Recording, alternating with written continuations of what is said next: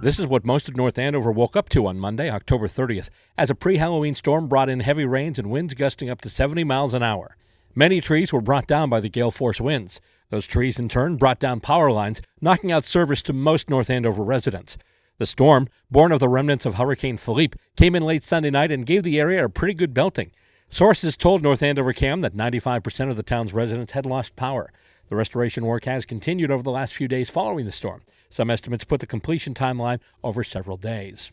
Though the blackouts did cause their share of inconvenience, some local residents took the whole thing in stride. People get all upset when the power's out, but it does give you a perspective as to how people lived 200 years ago. Life slows down a little bit, but people get frustrated. But putting things in perspective, when you think about what happened down in Puerto Rico, we lost power for about 48 hours, and they've been without power for a month, maybe more. And actually, there's a lot of people without power still. So putting things in perspective gives you an appreciation for what we already have. I personally very much enjoyed having the power out because it just kind of felt like the whole world slowed down for a bit. I mean, literally there was it was stressful for a lot of people, but being younger, it kind of means that, oh, look, no school. So I just got to hang out with people. You could see the stars because there wasn't as much light pollution, and it just felt like it was a nice opportunity to connect with people without technology in the way. We had been without power for approximately the last day and a half. We have 3 kids, 2 teenagers, and 1 8-year-old. And so it was a little stressful because we had no way to cook anything. So we ended up spending quite a bit of money on takeout. But other than that, the power did come back on today, and that was really great, with the exception of having to throw everything out in the fridge. But in the grand scheme of things,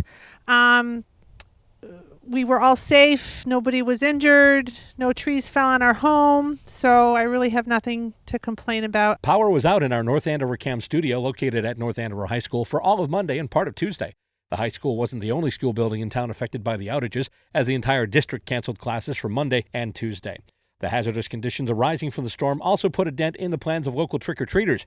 Citing concerns about youngsters walking in the streets in the midst of fallen debris, the town decided to hold its official trick-or-treating period on Saturday, November 4th, from 5:30 to 7:30 p.m. The power outages also caused several million gallons of raw sewage to be dumped into the Merrimack River, as the Greater Lawrence Sanitary District Sewage Treatment Plant was without power for 13 hours.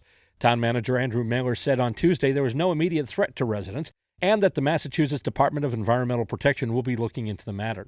Utility crews are hard at work restoring power in those parts of town still affected by the outages. The utilities are also continually updating their outage maps as more areas are restored. To see the latest outage map, you can visit www.nationalgridus.com.